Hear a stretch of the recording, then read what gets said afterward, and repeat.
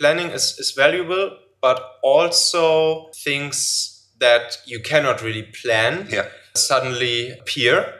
And then it's highly crucial that you recognize this window of opportunity and just jump in.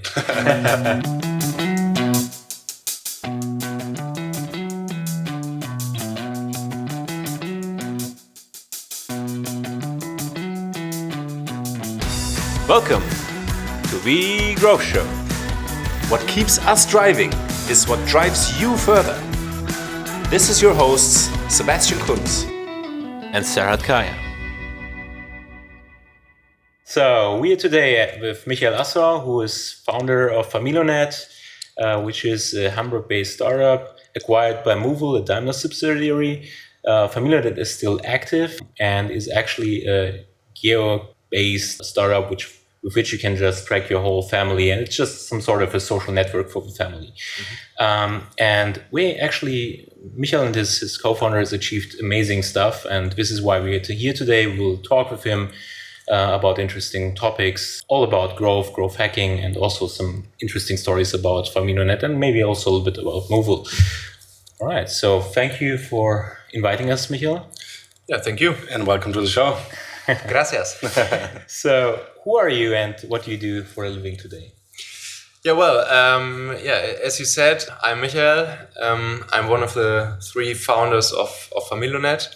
Familonet was our first product, B2C product within our Familonet company. It's a location-based social network for families, small groups, flatmates, etc. And it allows you to share your location with others. And over the time, we evolved to be more of a real tech company in terms of mobile location technologies. We also started a B2B business within the Familonet company, in which we distributed our mobile location technology as an SDK and an API to other product developers. And we also started kind of an agency business in which we built entire products for other players. And these were basically the three bases of our company. And this entire thing got acquired by Daimler 1 year ago. We're now with Moovel, which is the mobility or the multimodal mobility platform subsidiary of Daimler. And now we're part of the Daimler family. And in my daily work, I would say I'm mostly responsible of making or enabling the product designers team to do a good job and to design a good product that we can then sell to our Moovel clients, which mainly are cities and public transit agencies all over the world. Very cool. So going back 6 years, what made you start Familonet? What was the idea behind it? Because I think it's a product that makes sense to all of us, but it's nice that someone actually went there and did it. Mm-hmm. So what was the first thought behind it? Why did you and two of your mates started a company together? Mm-hmm. Well, there were basically two factors leading to the entire Familonet story and the foundation of Familonet.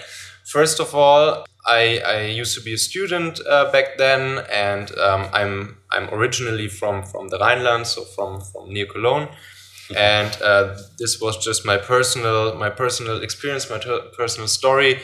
Every time when I drove home, meeting my family, visiting my family, and going back to Hamburg, my mother or my grandmother always would say okay, call me once you're back home. And as you probably know, of course, you will forget that.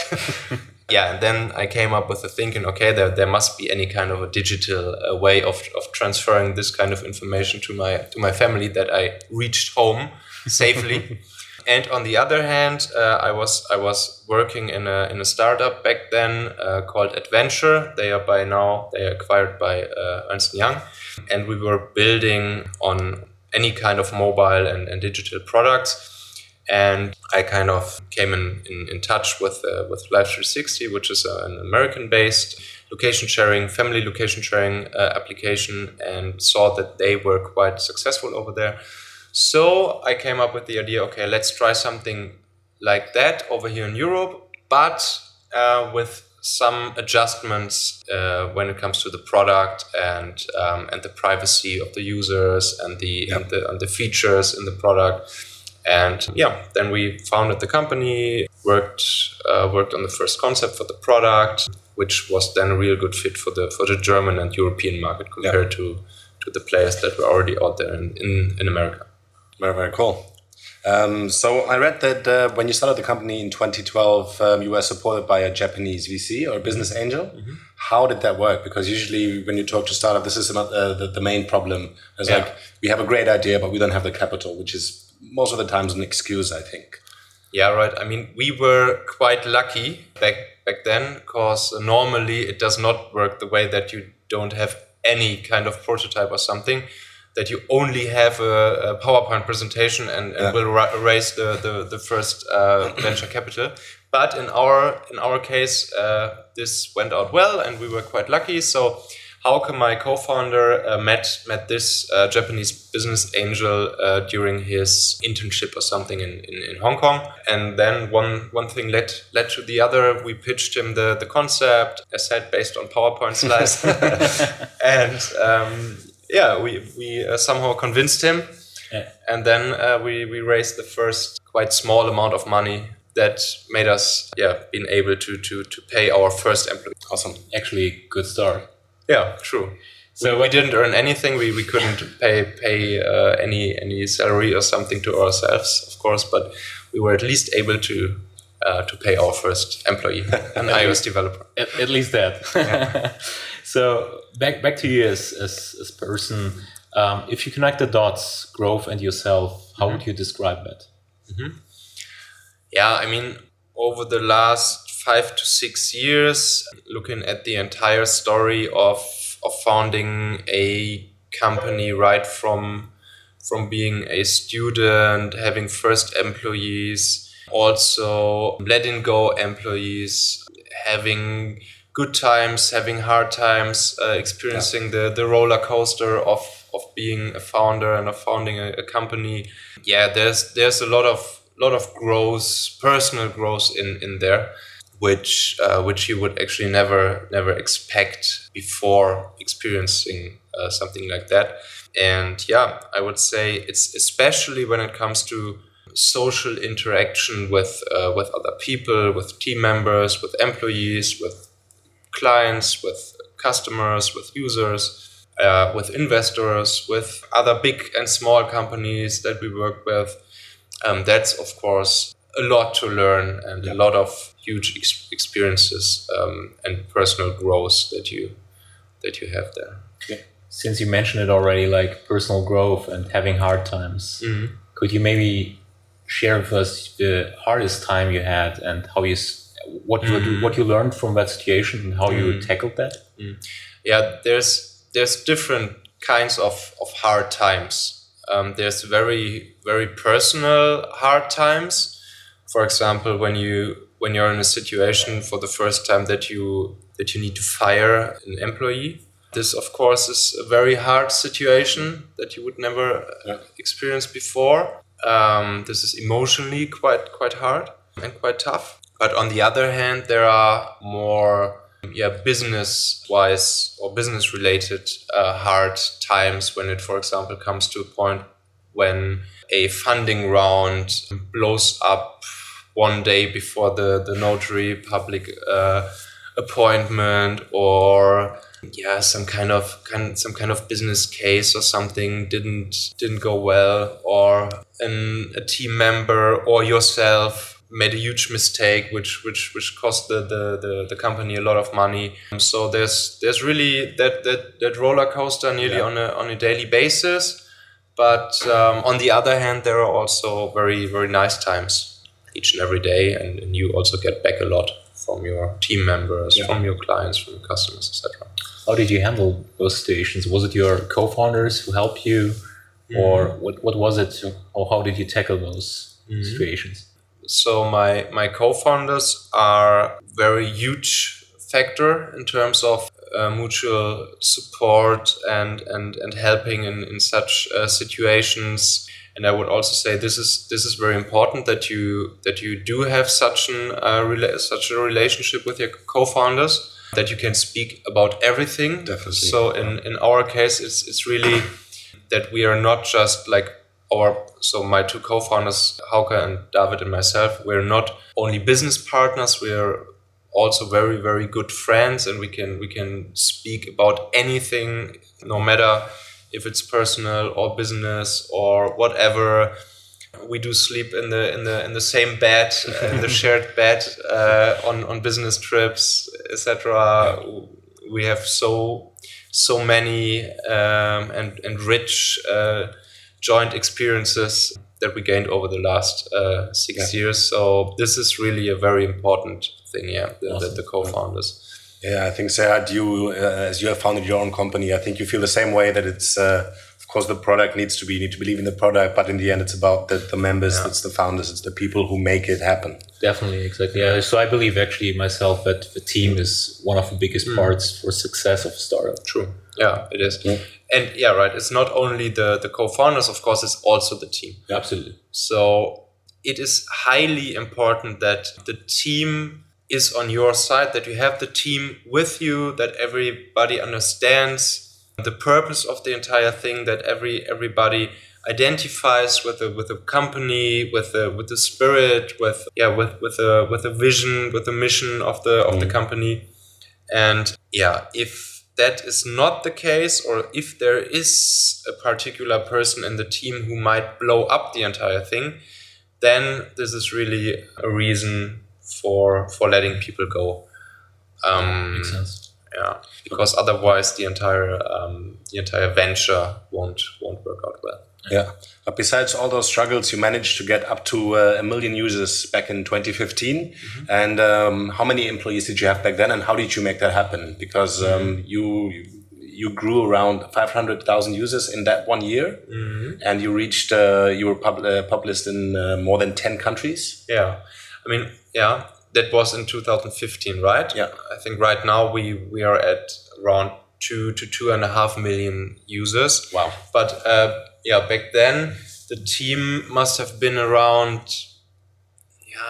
10 people, mainly developers. Yeah. So us 3 founders plus 5 developers, and then marketing team member, and probably 2015 it was a QA, quality assurance engineer or something, or working student or something that we would also have in the team back then. Very cool. How did you manage the coordination between the marketing department and the development department, so that actually the marketing could market the product itself, but the development also team could also like improve what the users want? Yeah, this is of course the big the big challenge and the big task of the product department, because the product department usually is the connection between the market, the users, and on the other hand the technical development. Yeah. So basically what the product department in best case does is to translate the market needs and the users' needs and the users' demands into technical features, and vice versa. Yeah, and this was mainly my job. And also of course very crucial is that you as a product guy, you work on both sides. So you work together with the tech team, plus you work together with the marketing team, reaching out to the users, reaching out to our families and groups of users, and do user research, approach users, and then giving the right tasks and user stories, for example, back into the technical development team. Sounds a bit like a translator. Yeah, it's a translator, between users and techies. So, like Sebastian mentioned, the hockey stick development, how did you actually get your first users on board? the first users right before the hockey stick. Exactly. In the beginning, you didn't have even users. Mhm. So somehow you had to manage that hockey stick, right? Like getting your first users and somehow like exploding it. Yeah. Probably the first users were you and your founding team. And yeah, true. Yeah. Also here, like getting our first users. Also here, we were quite lucky. Because right on that day we officially launched our product, the first version of the Familonet application.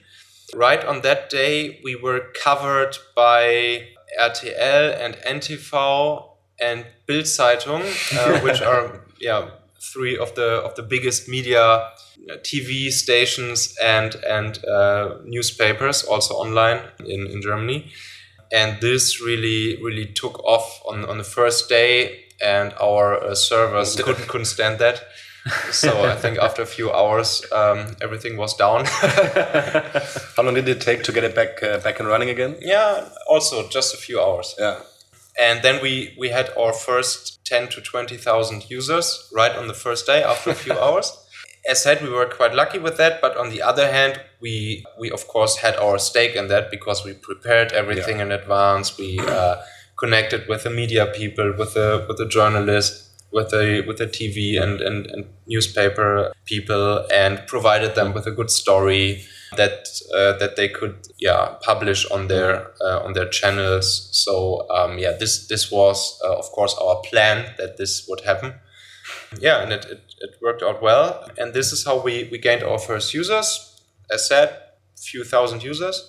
And with that amount of users, we were then able to, over the next half a year to a year, we were able to improve the product further.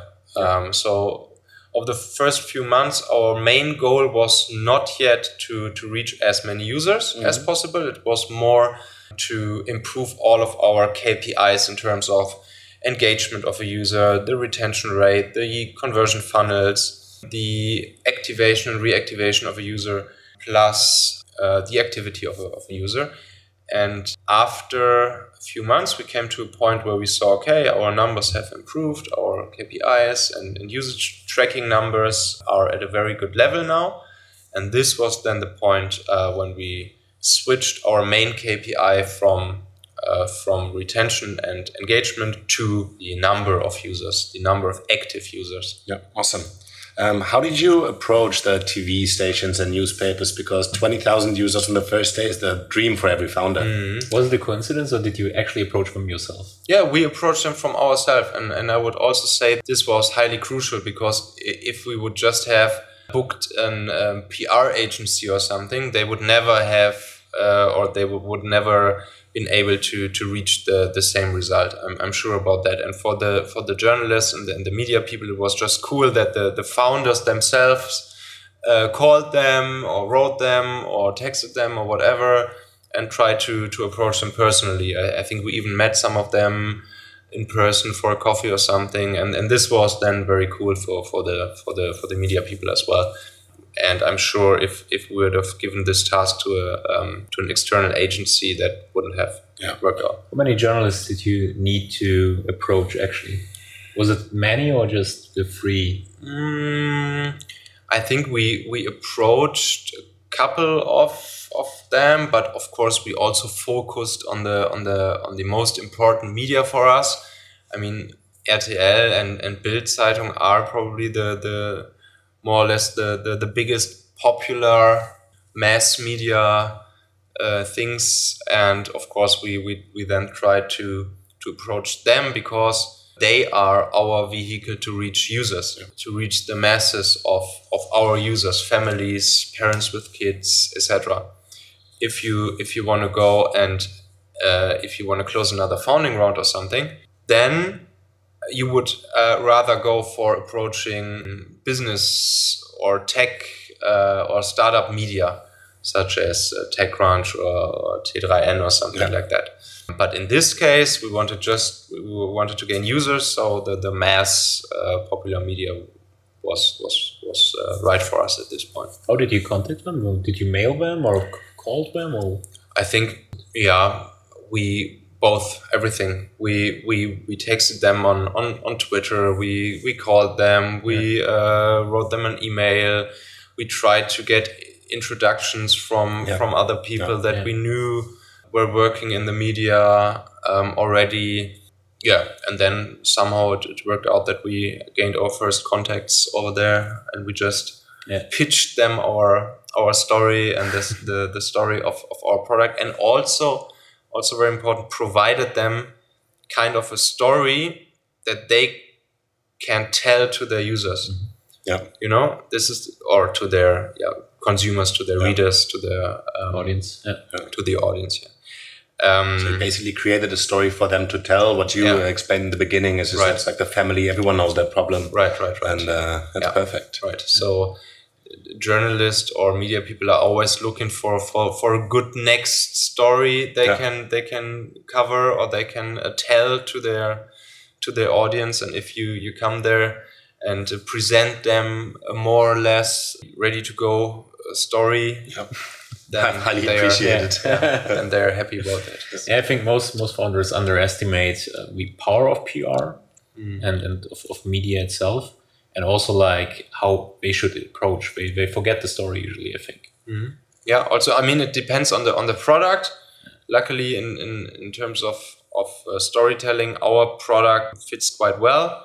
But there are, of course, other products which don't make it that easy to tell a nice story about that.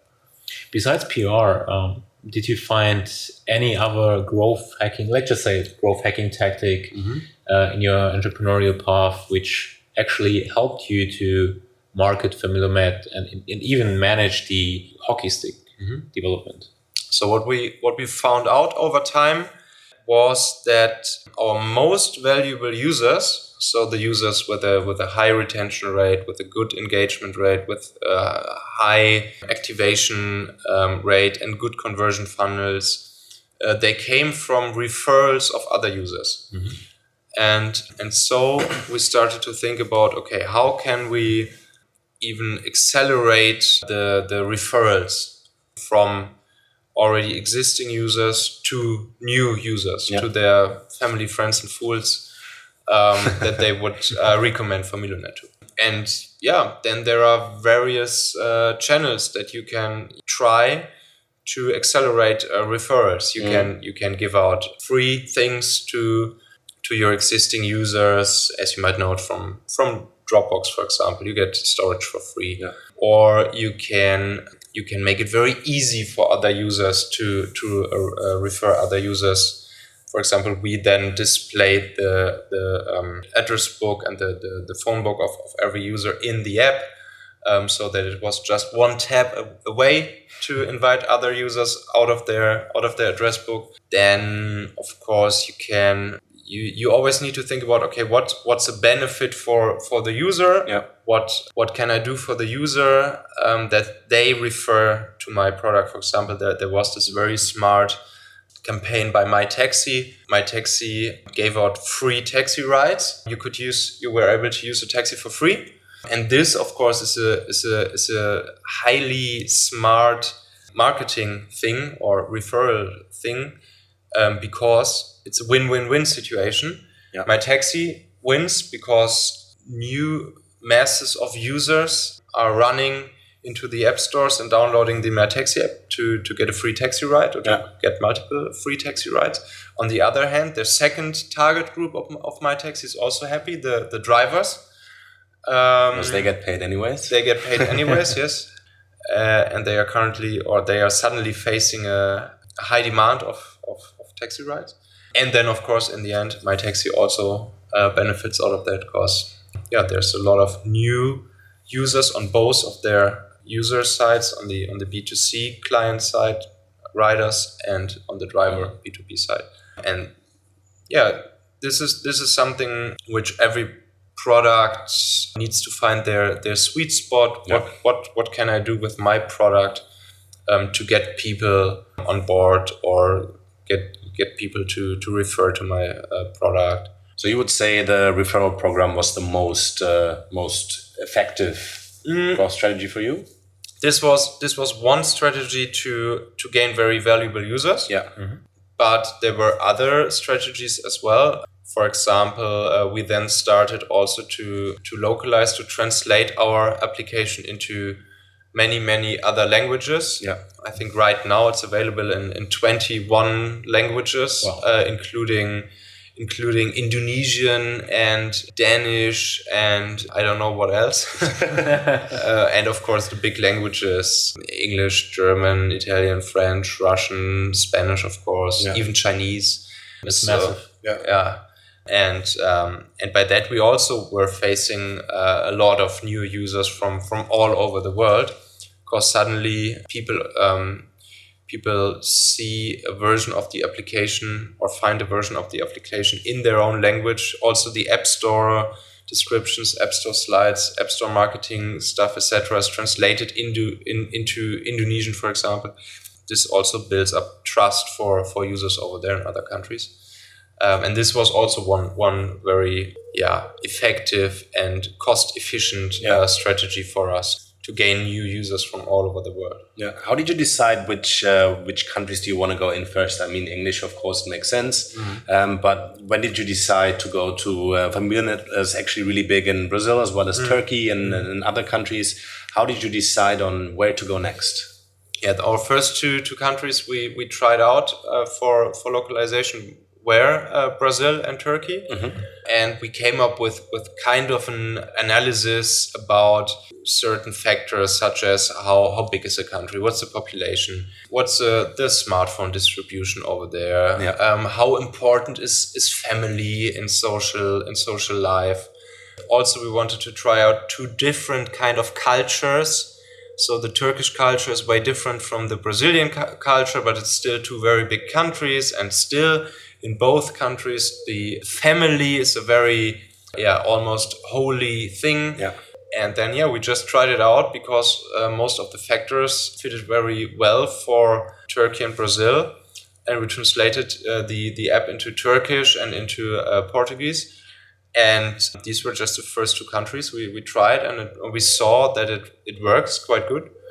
And we also started to do some advertising then on those two within those two countries.